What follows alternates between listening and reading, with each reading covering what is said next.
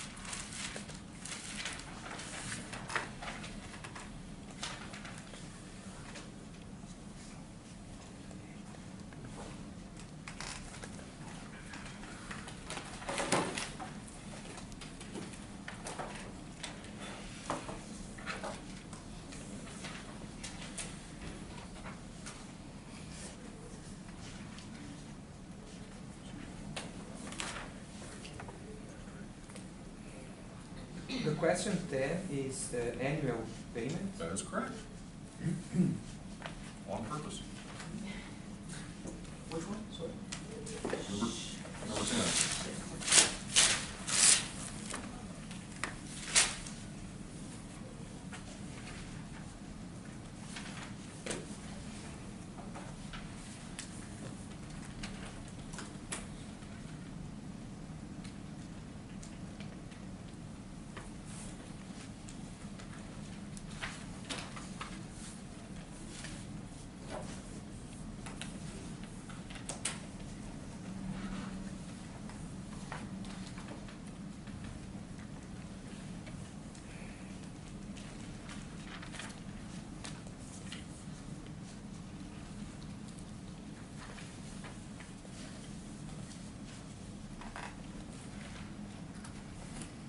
Good. 5 more minutes.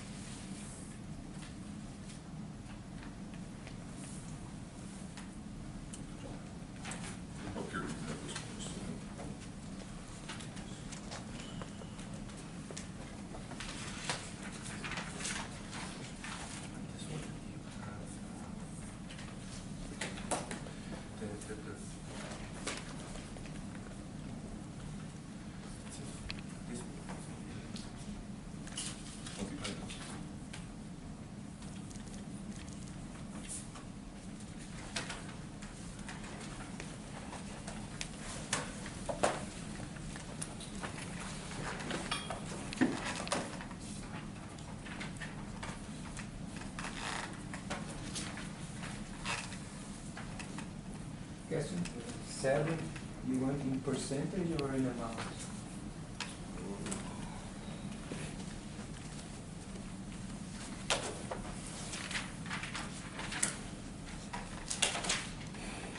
It's a dollar amount. Amount? A dollar amount. But you can put it as a percentage or a dollar amount.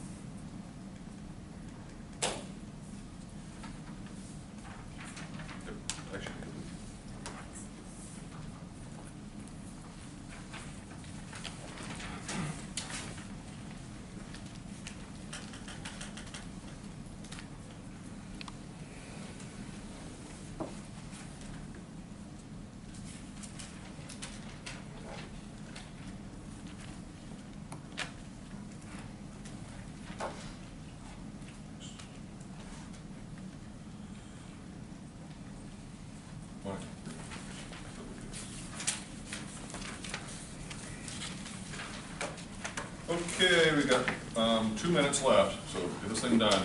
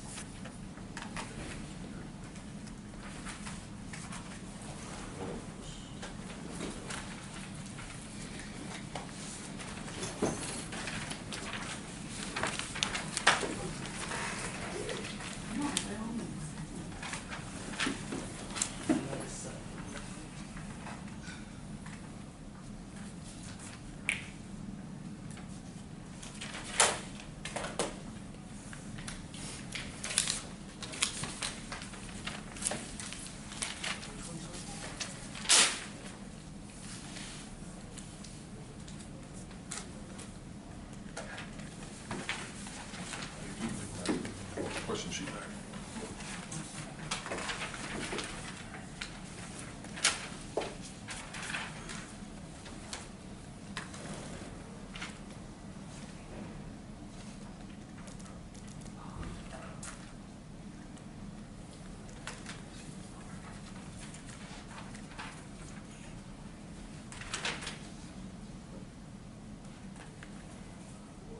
Okay, I am officially 10:01.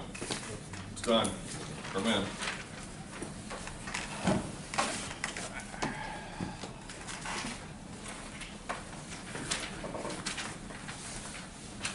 I'm not going to be able to grade it because we've got to get started with the new material.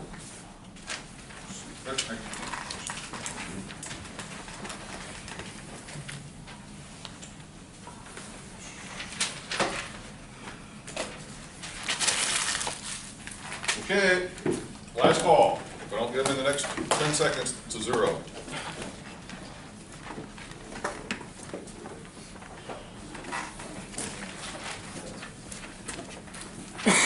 Question sheet. Question sheet. Go.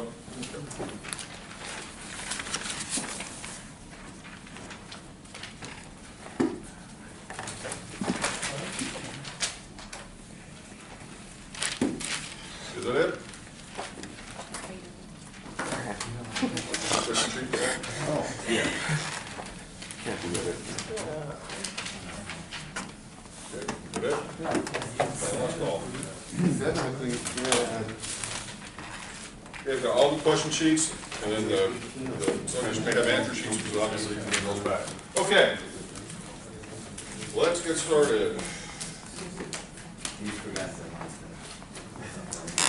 Okay.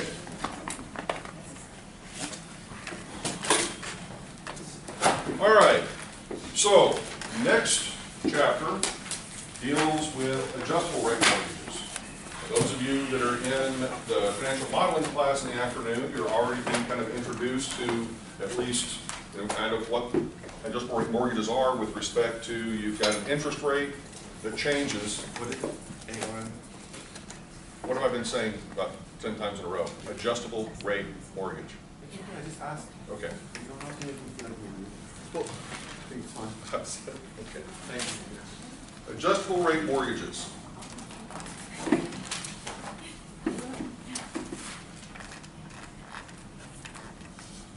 All right. So once again, adjustable rate mortgages effectively are where the interest rate changes from one period to the next. You could have a fixed interest rate for a set period of time. Typically, could be for 6 months, could be a year, could be an interest rate that changes every single month. But as I was saying, with the financial modeling class, one of the things that we did, we built a model where you can, in essence, change the interest rate every single month to basically allow for whatever the interest rate may be from one period to the next. Now, the origin kind of adjustable rate mortgages pretty much brought out in the 1970s to deal predominantly with interest rates that were climbing way out of control. So banks began to say, all right, we want to limit some of our interest rate risk. So this is kind of where they came from. And so you would start out, you would have maybe a relatively low interest rate for a period of time, and then ultimately it would sort of escalate. All right. Now, part of the problem with adjustable rate mortgages is they become very complicated with respect to the actual calculation, especially in using a financial calculator. It requires several steps of logic that you kind of got to work through on a regular, consistent basis. So here's what we're going to do. We're going to basically make a couple of assumptions with regard to the changes in the when the interest rate may change. So what we may have initially is something that we're going to call a teaser rate. All right? And that teaser rate is also sort of called an introductory rate. All right? Which simply is a low rate of interest that the lender initially puts out there to try to entice people or tease them into coming into and getting one of these mortgages. And so it's not ever going to be the permanent rate for the loan, it's the short-term rate. And so it could be as low as 0%. Most of the time it's going to be like 1 or 2%, and it's going to be for a fixed period of time. So let's just say we have a teaser rate of 2% for 6 months. All right? Then the interest rate from that point is maybe going to climb to something else. Now, what it climbs to sort of depends on how the rate is being set by the lender. Normally, there is something referred to as an index rate, okay? And the index rate is usually some sort of a fixed rate that is given by maybe the federal government with regard to sort of whether it's a federal funds rate, could be LIBOR, could be some other rate that is usually determined by some other entity other than the lender. Okay, so it's like an independent sort of rate, and that's going to be kind of the base rate, if you will, for the mortgage. Once again, called an index rate. Now, with that index rate, on top of that, you're going to have what is called a margin rate.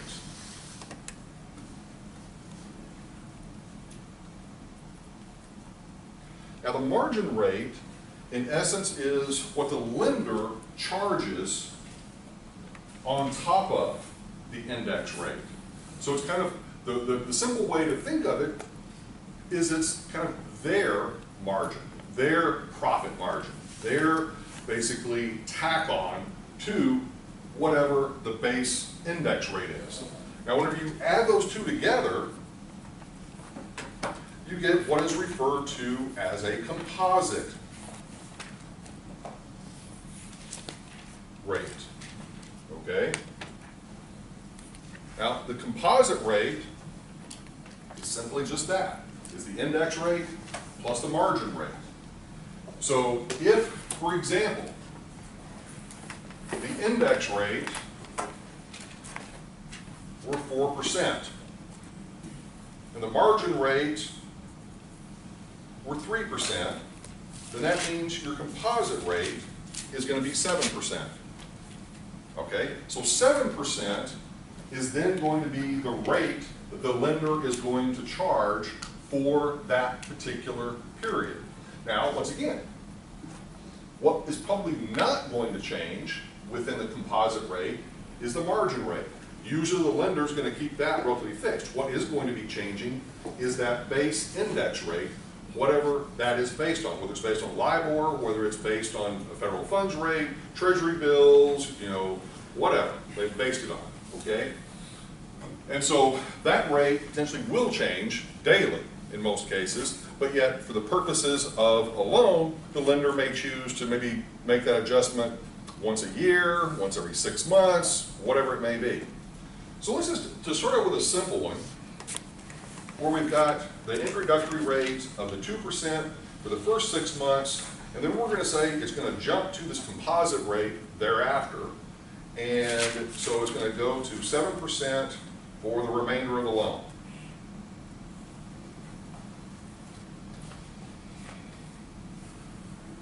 All right? Does that make sense, everybody? Mm-hmm. All right? So, the mechanics of what we're about to do basically are going to be the same. It's just, you're going to, once again, have to kind of think through the logic on this as we sort of go through.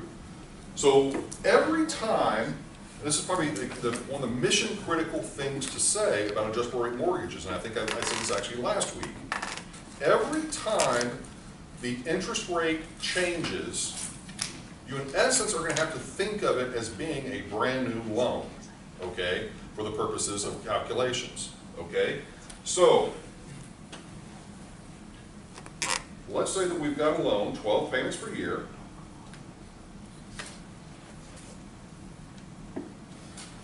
$100,000, all right, and we'll say it's a 15-year term, all right, and then our initial interest rate, we said is going to be 2%. So what we're going to do, we're going to start off, and we're going to calculate the payment for this initial criteria. $100,000 loan, 15-year term, 2% interest rate, get our payment for that.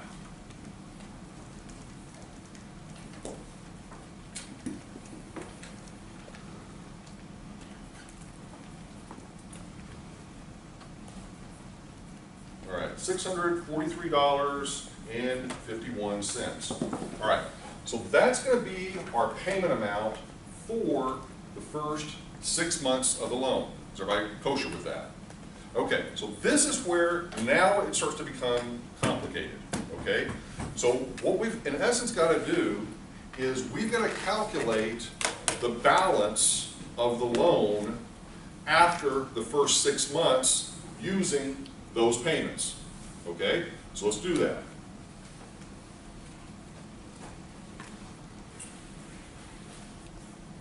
All right, we'll start 1,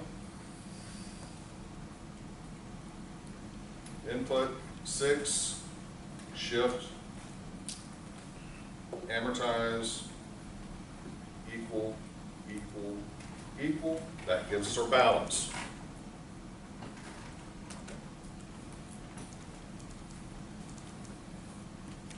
$97,127. No change in that particular instance. Okay. So that is how much of the loan is remaining after the first 6 months with a 2% interest rate. Okay? Everybody good with that? Now, What I just said was, we gotta now treat, when we change the interest rate, we gotta treat it as if it's a brand new loan, sort of starting kind of from scratch. So this is now gonna become our new loan amount, okay? And to be safe, we pretty much want to clear it all so that everything gets erased from the calculator, so we're basically starting over, all right? And the reason for that is because we're going to be changing pretty much everything, all right? So we start off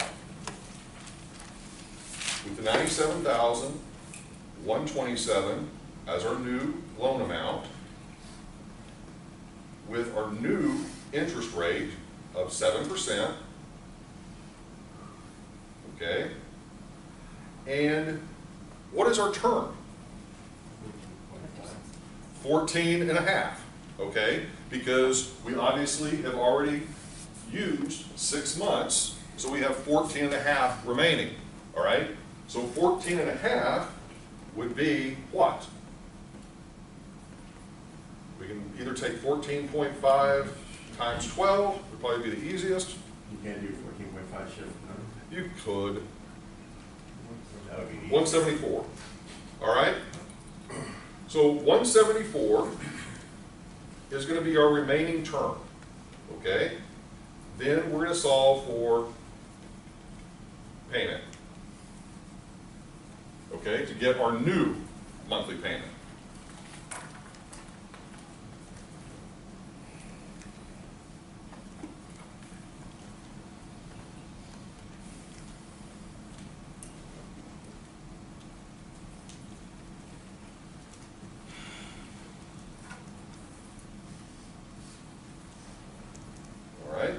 So our new monthly payment is going to be $890.10 for the remainder of the loan. Does that make sense, everybody? Yes or no? Okay. Now, what we may be asked to do is, in some cases, to figure out what the lender's yield is going to be on that loan. All right? So the way in which that we're going to have to do that is this is going to have to be now set up as a series of cash flows. Okay? All right. So what we're going to do is as follows. Okay? I'm going to clear everything out.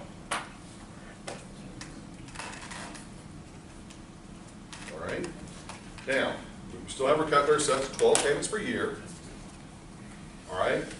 The initial cash outflow is going to be the original loan amount of $100,000. And that is going to be entered as our cash flow at time period 0. Okay, so this is once again from the lender's perspective. $100,000 is what they're loaning us. All right, how much are they then receiving for the first 6 months? They are receiving $643.51 as a cash flow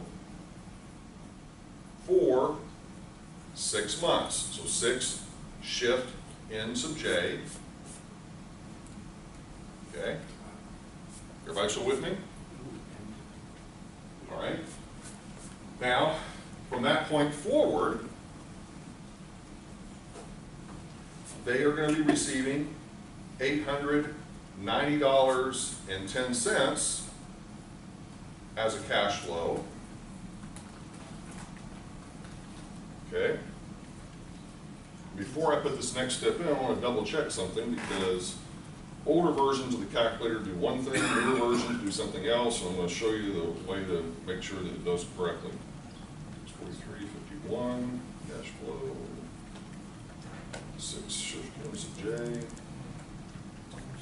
1.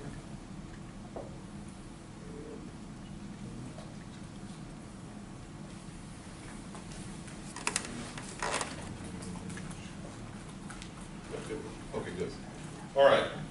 So you can actually put in the 174 shift N sub J, and then solve for the internal rate of return to get our effective cost of borrowing at 6.6136, okay?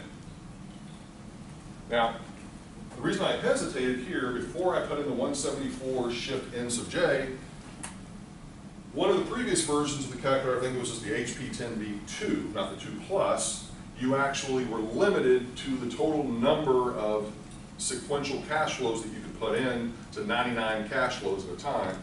But whenever they updated it a couple of years ago, now you can go ahead and put in the full 174, which actually simplifies things to be able to solve for the lender's yield or rate of return or cost of borrowing, however way you want to look at it.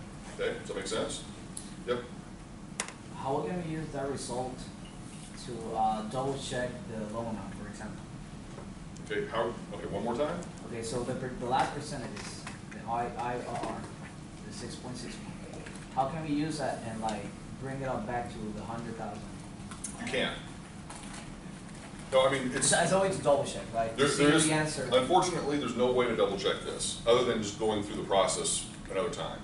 Because what you're doing is, this is really two separate loans in one sense, the way the calculator is looking at it. It's two separate loans, and then you're combining the cash flows from those two separate loans in order to figure out what your rate of return is. And since it's not a fixed dollar amount all the way through, you can't simply just do a present value, future value sort of calculation, because here you've got an uneven series of cash flows, okay? And that's kind of the whole reason why with the adjustable rate mortgages it's so much more complex, is because you do have, the cash flows are going to be different from one period to the next. If you multiply the 643 times the 689 times the 174, and you got to divide by 100,000, you get your interest rate. Okay. It's always good to check, because that's what just happened on this other quiz. Yeah, no, you can't, okay. I'm just saying, in this particular instance for adjustable rate mortgages, there's no easy way to check it. Now, what you could do, which is not going to help you any, but you could just simply say, all right, if I had an adjustable rate mortgage that is available to me, and that adjustable rate mortgage that's available to me is available to me at a 6.6136 stated interest rate, then it would be the equivalent of this adjustable rate mortgage. Okay, that's what we could say. Or if, for example, there were an adjustable rate mortgage out there that had a 6.5, let's say fixed rate, then in essence we would be better off taking that mortgage than we would taking this one. But if we found, let's say, a 7% fixed rate mortgage, we'd be better off taking this one. But then all of that changes if we were to pay off this loan early. This is making the assumption that we're carrying it out for the full, whatever it was, 15 years. If we were to pay it off early after like 3 years, then all of that math changes. Okay? That's why the assumptions are so mission critical, and you've got to be clear on what goes on. Okay. All right. Okay, moving on. Now, what I'm also going to tell you right now so that you can relax just a little bit is that about half of the questions on this quiz are not calculations. They're actually just understanding a couple of concepts, okay? So, but we'll go through a couple more calculations. This is probably the easiest quiz of the bunch, all right? So, all right, moving forward. Price level adjusted mortgage.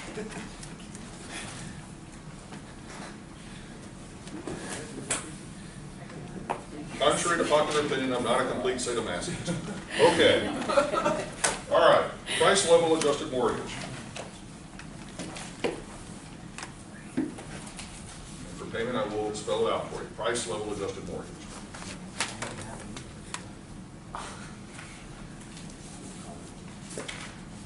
All right. A price level adjusted mortgage, or a plan, is where you actually are going to adjust the mortgage balance of a loan at a particular period in time. Now, this is a really weird one. This is a mortgage type you don't see very often, but it is one of those that's out there. And what it does is basically it makes the assumption that a lender is going to be able to offer you this really low introductory rate, pull you into the door with that really low introductory rate, but then they're going to adjust the balance of the loan according to maybe something like the Consumer Price Index, okay? Or as basically, the way to think of it is, let's say that you buy a house. You bought the house for $100,000 today. And you know, you typically see all of these statistics that get floated out there, you know, month by month, year by year, and it says, okay, the value of homes went up by 2% this year, you know, 3% the following year, and so forth, so on. Well, what the lender is doing is basically, is kind of like, they're saying, why should we, as the lender, not participate in the upside value of your home? Okay, think about this for a second. So, in other words, that $100,000 home that you bought at the beginning of this year, it went up by 2%. Well, 2% would be what? $102,000, yes?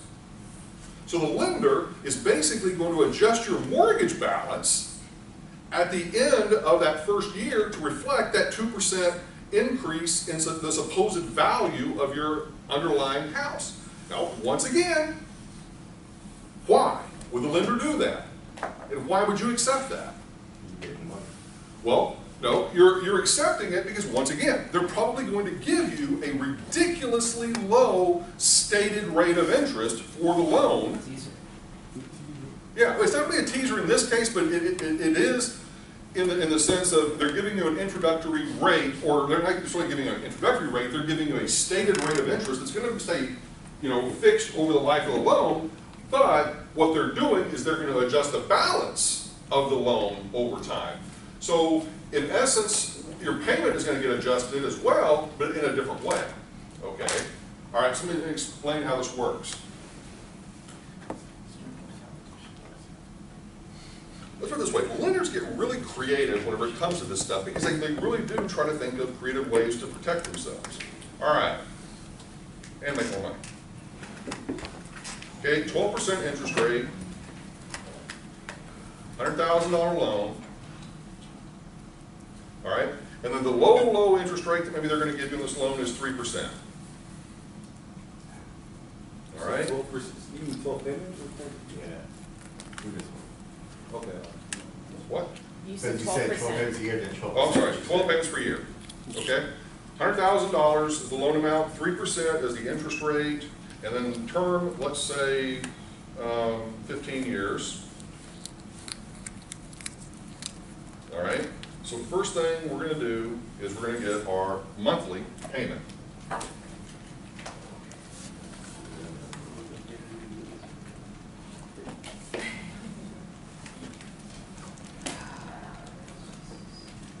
All right, so $690.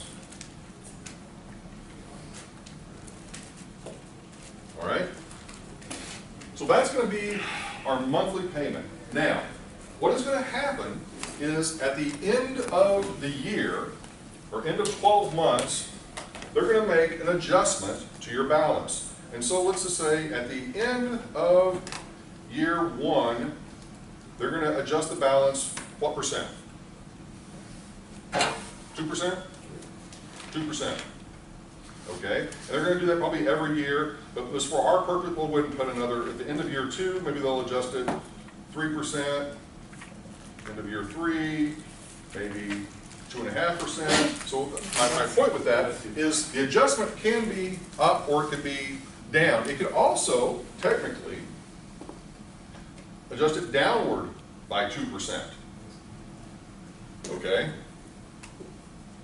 So that can happen. All right. So now, what we've got to do, and the kind of question that I'm going to ask, is probably going to be something like, assuming that adjustment occurs, what is going to be maybe your new monthly payment for year 2? Okay? So assuming, you know, all the information that you've sort of been given here, what is going to be your new monthly payment for year 2? All right? So to get to that, we first have to do what? Find out what our balance is Negative 2%? at the end of year 1. it's negative 2%? Yeah, but for year 4. But we're not even going to be using that number. We're only going to be using the first guy. Just do that up there as an example. Okay? So we need to find the balance here at the end of the first year. Okay? So the balance is $94,639.72, rounded. Okay. So that number is what we owe technically at the end of year 1. Yes? Yeah. Okay? The lender now says, if you're going to start making payments now for year 2, we are going to adjust that balance by 2% upward. Okay? That's what we're going to base your payments off of. So, if we multiply this by 1.02, you get 96,532.51. Okay? So this becomes our new balance on our loan. So here's my point before we go through this a little bit further. The traditional adjustable rate mortgage adjusts what? The interest rate. The price level adjusted mortgage adjusts what? The balance. Okay? You're starting to see something here that, in other words, there are different things that can make, basically, you know, the characteristics, you know, whatever the lender is trying to achieve. In this case, they're trying to basically boost up the balance of the loan, so they're going to be getting larger and larger payments from you as your home becomes worth more and more. Okay? But that makes, I mean, I'm just trying to think rational. Well, and okay, here's another way to look at Zero it. sense. Here is another way to look at it. This may be your only lender of option. That I ain't buying. You know. Because it just makes no sense. No, but my point is, what if you are a high-risk borrower? You know, however you want to define that. You know, someone that maybe doesn't have a traditional stable income, you know, maybe has a kind of a quirky, you know, credit history, you know, a whole number of other, you know, issues. This may be their only option. I'm not saying it's a good option. I'm saying it may be their only option. Okay, if they want to own a property. All right. I'm not advocating this, No, I'm not nor saying am I you are. advocating the, just like I wasn't advocating the reverse mortgage. The whole point is, these are just simply types of mortgages that exist. And the reason that sometimes people choose them is because it's our only option. Or they are completely unaware as to what the consequences of them are. Okay? All right, moving forward. All right, so once we've got this, what we can do is we can put this in essence, as our new loan amount. We probably want to clear everything out first just to make sure we're okay. All right, and then we've got our interest rate, which is still at 3%. But what is our new term? 14 years. And then solve for what is our new payment for this next year.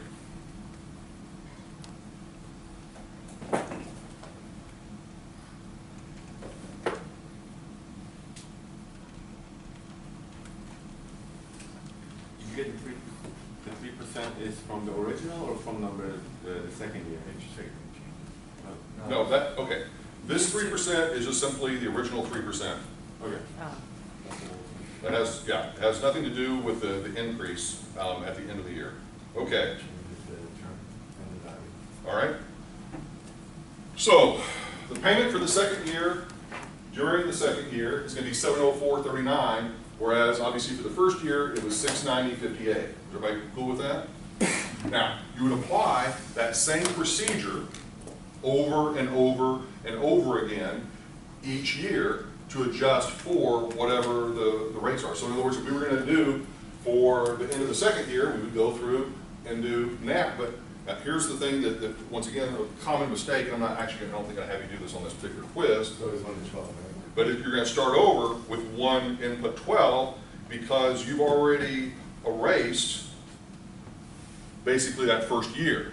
Okay, you're done with that first year in terms of the calculations. So you're going to be starting over with 1 input 12, because you're talking about it now a 14-year loan, if you will. Okay, shift, amortize, equal, equal, equal. We get whatever loan balance that is. Now we multiply that by the 3% from up here. Okay, and then that would be then our new starting balance for the beginning of year 3. So once again, just repeat the process, rinse and repeat. Okay, make sense? Okay, moving forward. Wait. Can I see the end of that again? I'm sorry.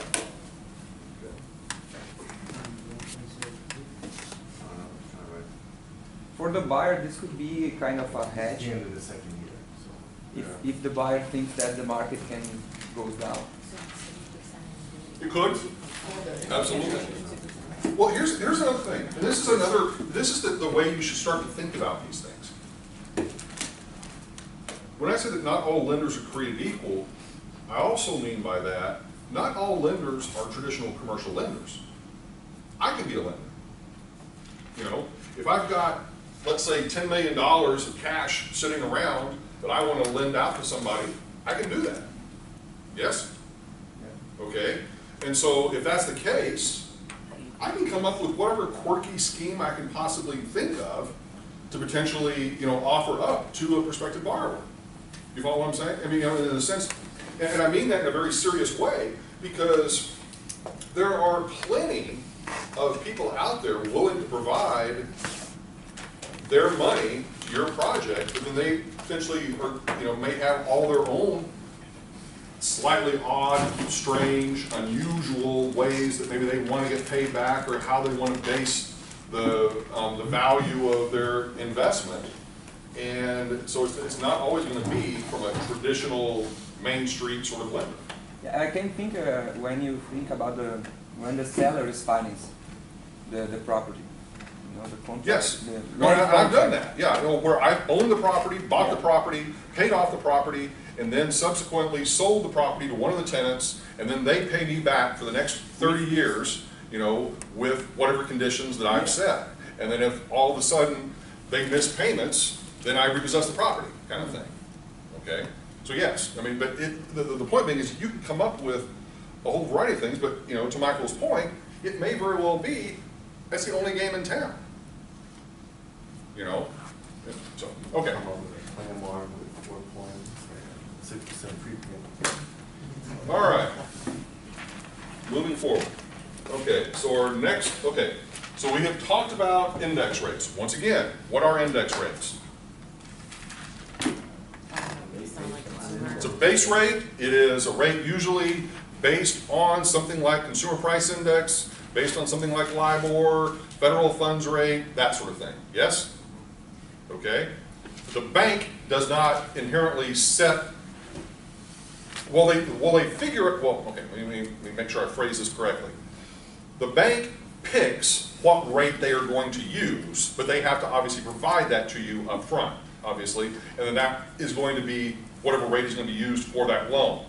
Okay? You're getting confused, because you're saying the index rate is the base rate, but the index rate could be LIBOR. So in my brain, I'm thinking that, like, when I read a loan, it'll be 2% plus LIBOR. So 2% will be my base rate. Well, 2% is actually their margin. Smart. Okay? I'm referring to base rate just simply as this is the basis for adjustment, is what's going through my mind. I'm thinking about it is the rate that is really going to be the changing rate. Okay? But it's used in tandem or connection with the margin rate, which is simply, this is kind of like a profit rate that the lender may choose. That it might be 1%, might be 2%, might be 3%, you know, and that, you know, it could also be somewhat dependent upon the borrower characteristics, using their credit score, and saying, we are going to demand a higher margin or a higher profit margin for high-risk lenders, or I'm sorry, high-risk borrowers. Whereas with low-risk borrowers, we'll charge maybe virtually nothing. The margin rate will stay consistent. It'll stay consistent for that borrower, Right. okay? Under virtually every circumstance I can think of, unless the lender were to choose some sort of other quirky situation of where that if the property were to ever go below a certain occupancy level, then some other adjustment in the rate might kick in, something like that. But, Or if you miss a payment. or if you miss a payment, then you could have some sort of penalty assessed in that respect. But if everything goes well, it should stay constant.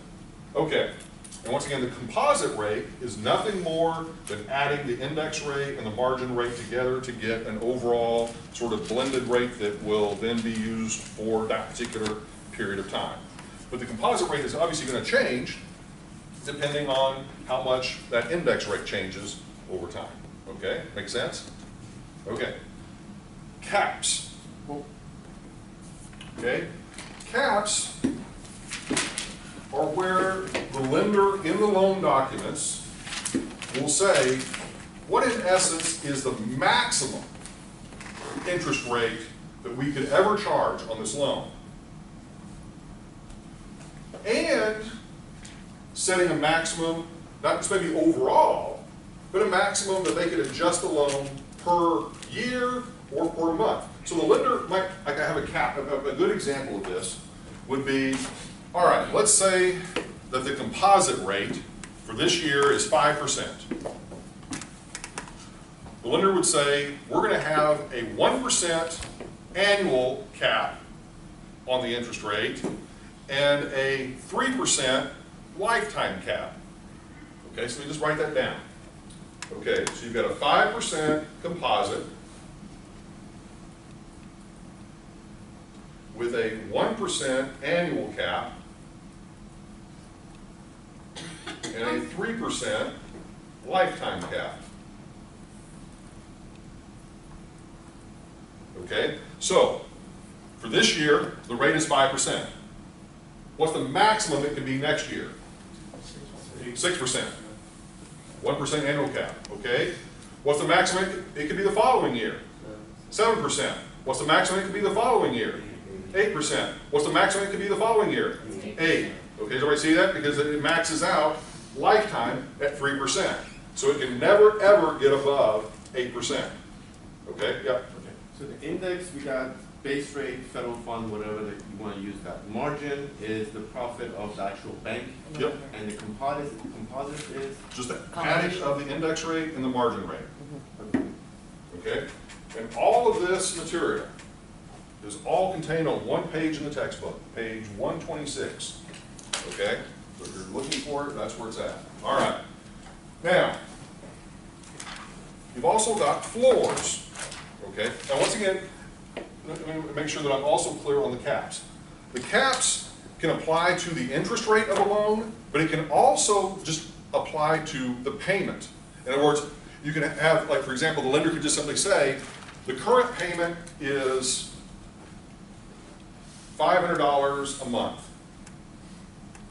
And you could have an annual cap on the payment of $100 a month, or maybe a lifetime cap of $400 a month.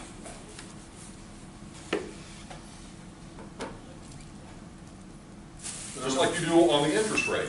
So the idea, The maximum we can go to is $900 a month. right.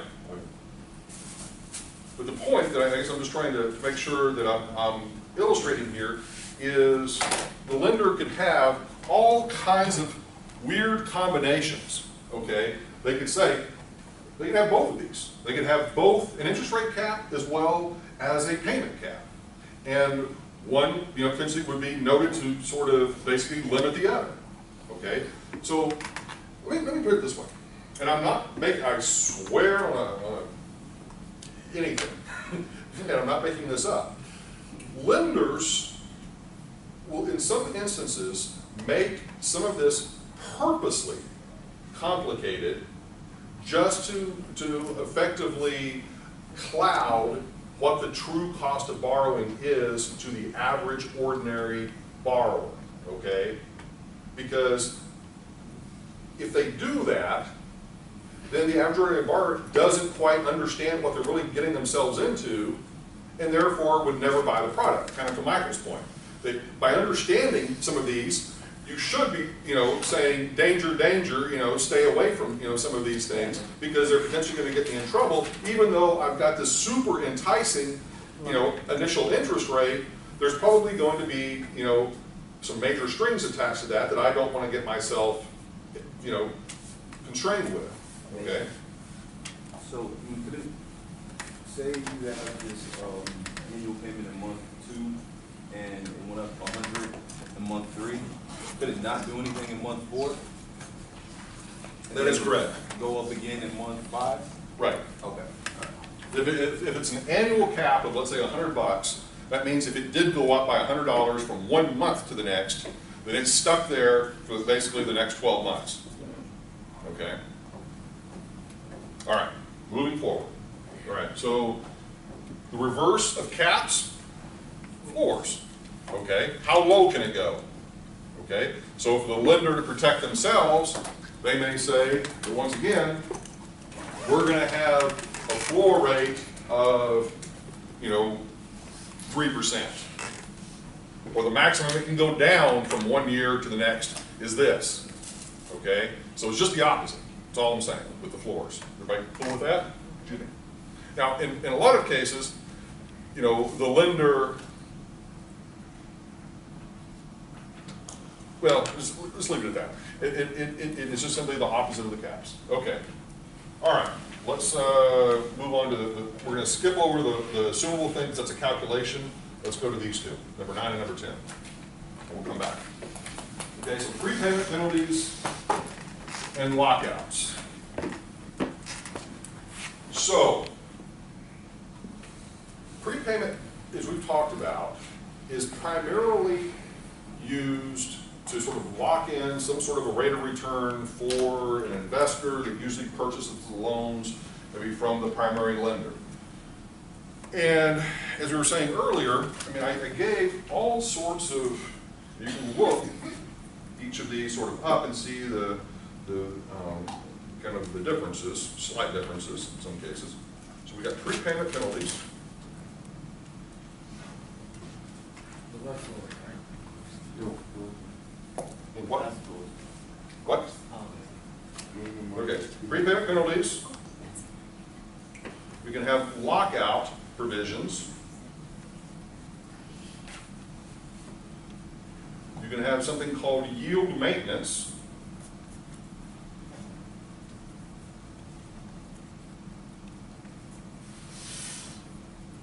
You can also have, defeasance.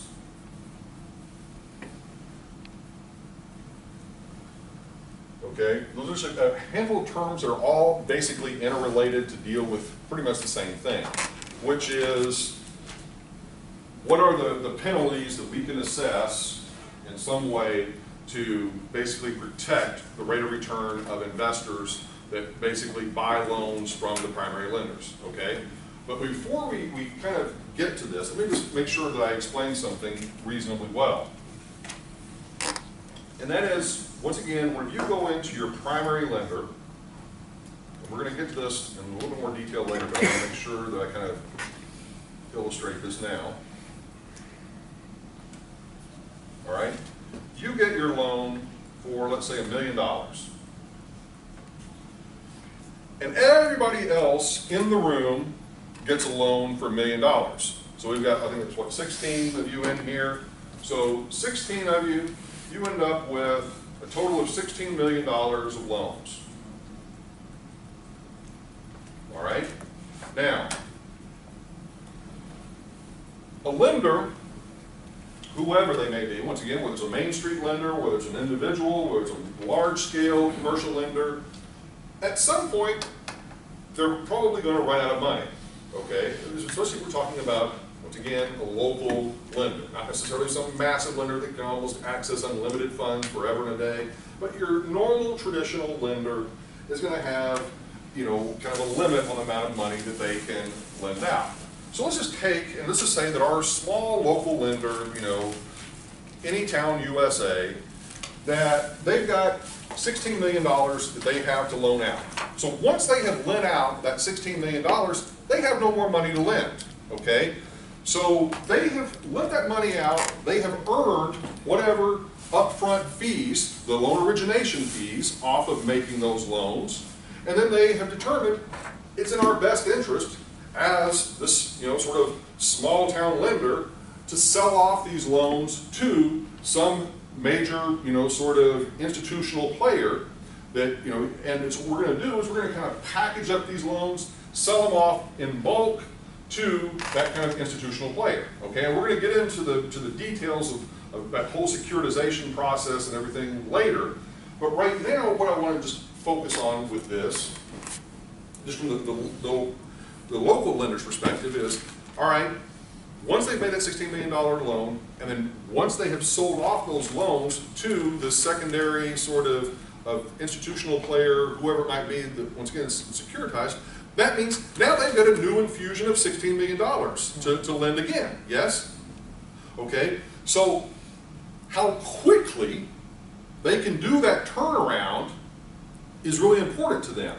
Because, for example, if I can lend out $16 million this month, collect all those loan origination fees for this month, package all that stuff up, sell it all off within 30 days, then I've got that next month another $16 million that I can lend out again, earn those loan origination fees, sell off that package loan, rinse and repeat over and over and over and over again. Because if I were to just sit on the portfolio, the only rate of return I'm going to get above and beyond that loan origination fee is just whatever the stated interest rate is. Does that make sense? Okay? And it may be that really the real value creation for me as this local lender is really off of the loan origination fees, not off of whatever that stated monthly interest is. Does that make sense? Okay, so I just want you to kind of keep that in the back of your brain. There are motivations for these lenders to do different things, and every lender is different. Some lenders, they're going to hold on to the loans for all of the maturity. They're not going to sell them off for whatever reasons. Okay, they just want maybe the stable cash flow coming in. You follow? Okay. Can you repeat what you said about the four on the left? You said the penalties we can assess. All of them are in essence basically forms of penalties that would be assessed or prohibitions against prepaying your loan early. Okay? So, as an example, the prepayment penalty is the one that we have talked about. That is where if you pay off the loan early, we take a look at what your outstanding balance is, and then we apply some sort of maybe a fixed, prepayment penalty to that outstanding balance. Okay, and that is the amount that you would then be charged. That is the most normal. That is the most sort of simple to be able to be used. Now, the lockout provision. This is simply where a lender has. They're not locking you out of your property. That's not what it is. You're locked out from prepaying your loan. They're telling you, you cannot prepay. Do not try to prepay. But if you do have to prepay, we're going to do everything in our power to make it as expensive and as uncomfortable for you as we possibly can. Okay? And part of that would then involve potentially yield maintenance and defeasance. Yield maintenance and defeasance, basically, this is where you would be, and I talked about this a little bit earlier, you would in essence be required to find some sort of an investment alternative to basically throw off the same cash flow that you were giving to the folks that had bought your loans. So in other words, the easiest way to sort of think of it is, you're pretty much going to have to make the payments for the rest of the loan term. I can kind of slice it up a variety of ways, but it pretty much just means you're going to continue indirectly or directly making those payments because those people are relying on those payments and those interest charges. Now, what they may allow you to do is to, instead of paying it all over the remaining term, they may allow you to say, what is the discounted value of that today, and pay it off in one big lump sum, okay? Which in essence is a form of a prepayment penalty, Right. okay? Make sense? Yes. Okay, moving forward.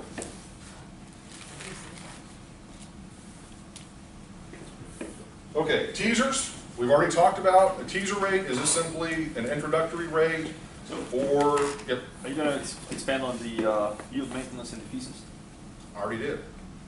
It's, Yield maintenance is simply, once again, where you are gonna be required as a borrower to provide financial remuneration to the investor that purchases the loan, to where their financial remuneration will be the equivalent of what they would have received. Therefore, you are helping them to maintain their yield. Okay. Can Okay? you repeat that one more time? I'm sorry. required, Okay. I know. Yield maintenance is where you are simply paying a dollar amount or a fee to whoever the investor was that purchased your loan to help them maintain the yield on that investment. Okay, let me put it this way. I'm going to just simplify it as much as I possibly can. All right. You bought a loan, you expected to get 10% a year for 30 years.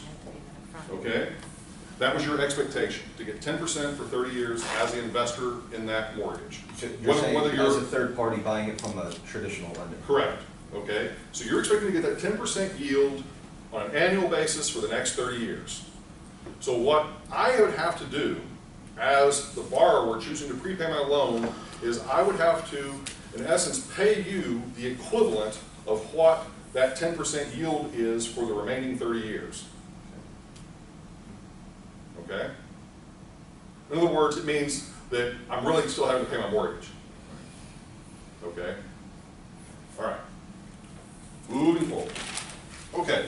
Teasers, we've already talked about. Teasers are, in essence, nothing more than an upfront sort of introductory interest rate that would be charged by the lender to attract basically borrowers to a particular loan. And usually this might be, where they say 0% interest rate for 6 months, 1% interest rate for 6 months, something like that. I mean, obviously retailers do, used to do this probably even more than they do now, but there used to be the case where, especially with furniture stores, they would say, come in, buy your furniture, no payments, no interest for, 12 months, 24 months, something like that. But then the part that they don't necessarily tell you is, in the really small print, is that if you don't pay off the full, complete balance by the end of that 12-month period or whatever it might be, you owe basically all of the interest for that first year. So once again, it's the same kind of concept,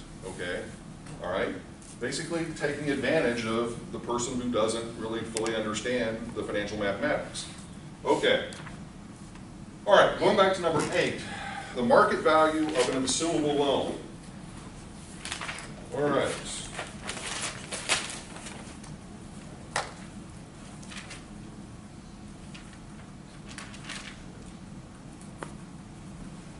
Okay.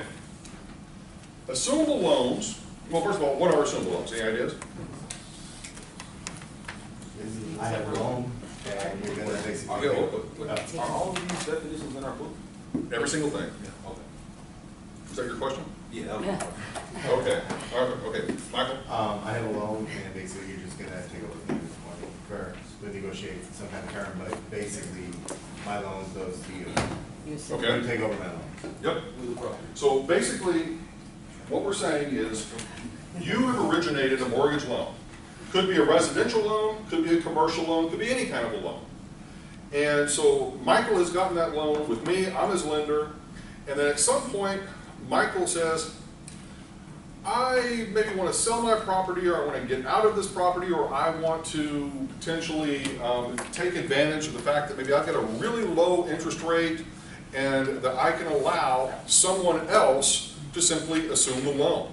So Vitaly agrees, and what happens is now the relationship, has sort of changed. It could very well be that as long as Vitaly can, and I am okay with it, Vitaly can start making the payments and just take over the payments that Michael has been paying me. Okay, that's probably the simplest of all of the arrangements with an assumable loan. And that Michael is no longer responsible. Does that make sense? Mm-hmm. Now, usually, it's not that simple. Usually, the lender will have what is called a qualified assumption, which is simply saying, all right, before Michael can be released of any of his responsibilities, we've got to make sure that Vitaly is completely able to fulfill the financial obligations of this loan. In other words, you're just not turning it over to some random person that doesn't have the financial wherewithal to be able to make the payments. So the lender wants a qualified assumption, okay? And that would be an example, kind of a qualified assumption that the lender's going to put you through kind of the same approval process, if you will, that Michael had. But you're still going to be able to keep the conditions of his loan with respect to maybe whatever interest rate he might have had, okay?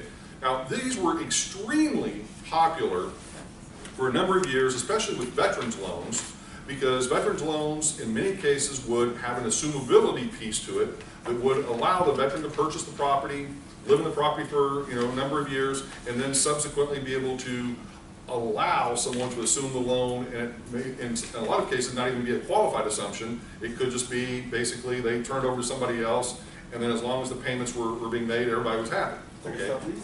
I'm sorry? Would it be like a sublease? In one sense, it's a sublease for a mortgage, which would obviously, that's why it's called an assumable loan. I mean, it's Transferring ownership. you're transferring the rights of basically, or the responsibilities of making those payments to someone else. Now, having just said all that, most loans, most lenders don't allow an assumable loan to occur because they want to make the fees on initiating a brand new loan. Why would they want to allow this nice, simple, clean little transfer to occur between these two guys, and they kind of get left out of the process? So they much prefer for you to do what? Sell the property to Vitaly. They initiate a brand new, you got to do a new appraisal, new inspections, new surveys, new all this sort of stuff. All these additional sort of loan origination fees and everything else. Plus, they're going to lock you into a new interest rate that's going to be higher than the one that he was charging. Why would they want to allow you to continue with the interest rate that he had? Now, having just said that,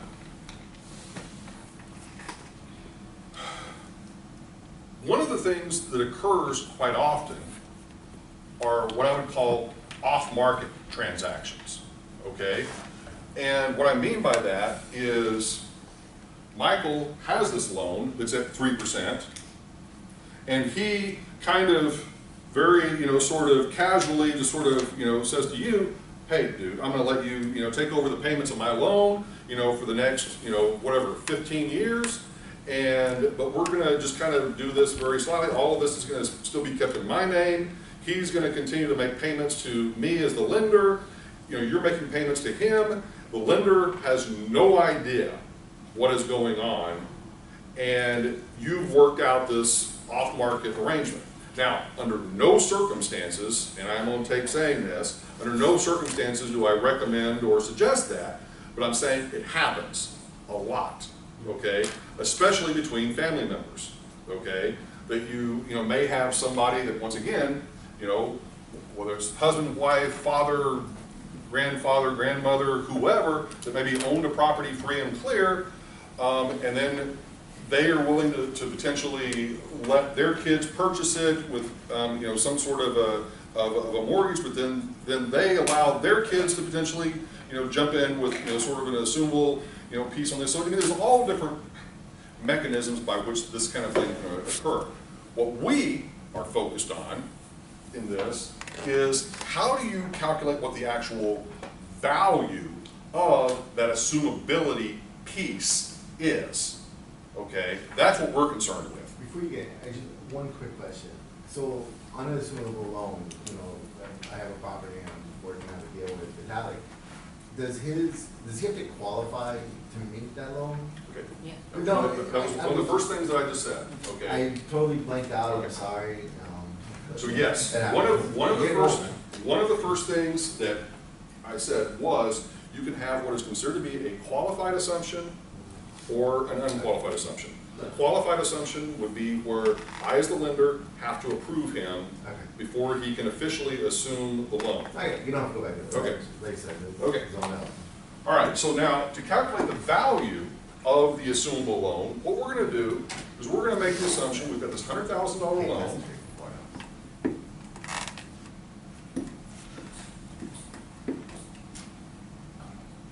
All right, and let's say that it's got a 2% interest rate and a 30-year term, and we've got a monthly payment on that.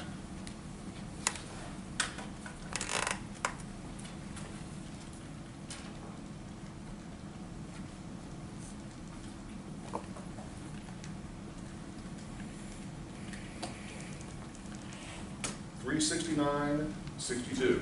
Okay, so that, in essence, is Michael's payment that he has gotten on this loan at the 2% interest rate for 30 years. Okay, now, a few years have passed since you bought the property. Let's say 5 years. Okay, so what we need to do, we're going to say 5 years have passed before you're ready to sell it to Vitali. All right, so let's calculate what the balance is on the loan after 5 years.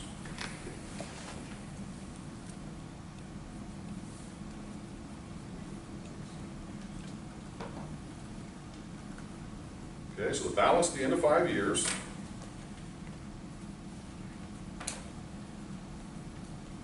is $87,204.36. Okay. Now, the $87,204.36 is the amount owed to the lender after 5 years that basically Vitali would be assuming, okay, the $84,000. So what we're asking, to make sure that I'm very clear about this, what we are asking is, what is going to be the value to Vitali for that $87,204 if interest rates now, the lowest interest rate that you can get is maybe 6%? Okay, does that make sense, what I'm asking? So if the lowest new interest rate 5 years later is 6%, all right, then what we're in essence going to be doing is we're going to be sort of taking a look at how much 6% will in essence allow us to borrow, okay, at that same payment. That's where we're going to sort of start, okay?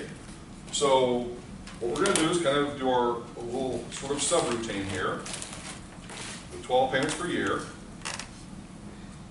We're going to put in the 6% as the interest rate, and we're going to put in $369.62 as our payment for 25 years, because that's what's left, okay? For 25 years. And then we're going to solve for basically the present value, okay? So that's what this number is going to tell us, is that's how much we would be able to borrow today at that payment amount that Michael had with the new interest rate of 6%. So before we even calculate it, that number is going to be either less than or greater than or equal to this number. Less. It's going to be much less or significantly less. So let's just see.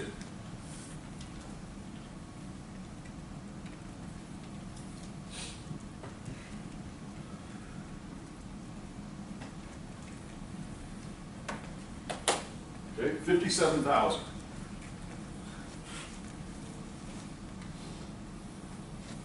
$305.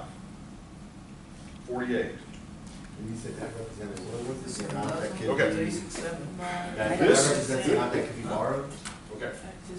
So 57,305.48. That represents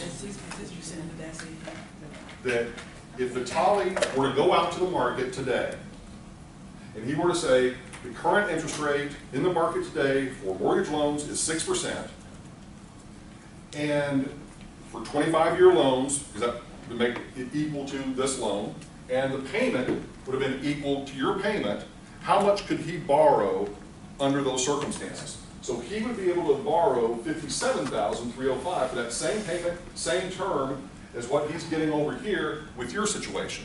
So the value to Vitale is basically the difference between those two. That's cash out. In other words, that is, it's a sort of, well, not profit, well, you can sort of kind of look, it's the savings.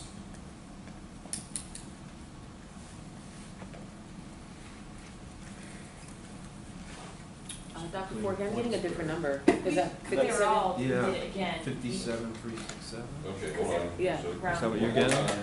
Oh, yeah, I got that. Yeah. 369, 62, plus or minus. Wait, what's the difference? Payment 25 and payment 57,366. Yep, my bad. Too fast. Okay, 367.56. All right. 367.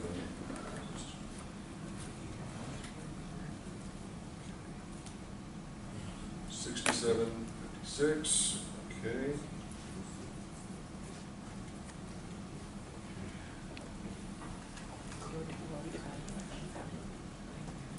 Okay, so 29,836.80 would be the value of the assumable loan. Does that make sense? Now, here's the thing. Does that mean that Vitale is going to be willing to pay Michael $29,836.80? No. It means he would be willing to pay him a portion of that, potentially, to assume that loan, okay? Or he could just simply look at it as, whoo, you know, I basically just saved myself, you know, $29,000. Wouldn't Okay. it depend on the motivation? For instance, let's say I'm sitting on a property, you know, that's good, and he really wants it, then I can force him. Whereas conversely, if I'm suffering financially, I can lose. No, it. that's absolutely true. So the point being is, this could also be just an extra, another way for you to get extra money out of Vitale, is that you're basically saying to Vitale, hey, I'm going to sell you my property. I'm going to let you assume my mortgage, you know, which is $87,204. But I know what the real value of my mortgage is because I've looked out there in the market and saw the best that you can do or anybody else can do is a 6% interest rate. So I know that the value of my assumable mortgage is $29,000. So give me 10 grand. You That know. would be the yield maintenance, that Oops. 10,000? What, sorry? Would that 10,000 be the yield maintenance? No. The 10,000 would just simply be a payment that Vitale makes to Michael for the purpose of buying the assumable mortgage. I see where you're During going. that, during that period of like 5 years that you have calculated, well, Michael has been making those payments, right? So he's out like $22,000 already for making those payments in those 5 years. Does that get calculated in that 29 or no? No, that's irrelevant because those 5 years have passed. No, because he put 25 years there. Yeah, because this is only based on 25 years. Yeah, was this calculated? No, but I mean, it's irrelevant because it's not part of the transaction. Okay. All we're doing is we're trying to value what the remaining value is of the assumable loan for the remaining 25 years. Now, if we had said what is the value for the full 30 years, if literally he had gotten the 30-year mortgage and then the very next day he decides to allow him to assume it, then that would have been over the 30 years. But the interest rate would still be the same though, if you did that. I'm sorry, what? You would be assuming that the interest rate would still be the same because the very next day. Well, okay, let's say that he got a below market interest rate because he's a veteran, Gotcha, okay. or some other, whatever it might be. Okay? All right? Okay, so once again, make sure that I'm clear on this. So, this is the maximum value of the assumable loan, okay? Is everybody clear on that? Okay, any questions? Okay, all right, let's do the quiz.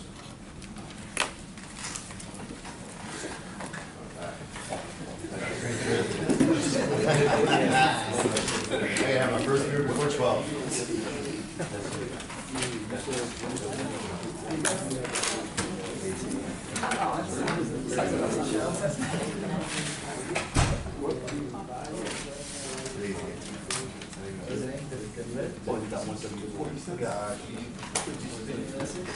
No, I'm doing it. However, if anybody says trying to stand in my way, they will get run over. The actual process of It'd be like that makes 2,000.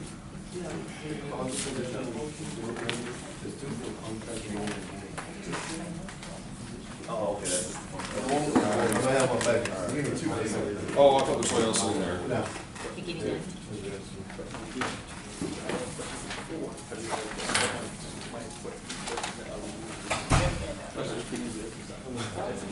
So, let's say property is worth $5 million. Remaining balance in mortgage, assumed mortgage, $400,000. So the difference in over and down, I'm selling at $500,000. Well, you might also ask for a cash component of that difference. Okay, so the buyer is gonna come up with his own cash, or he can finance that part? He could finance that part. Okay.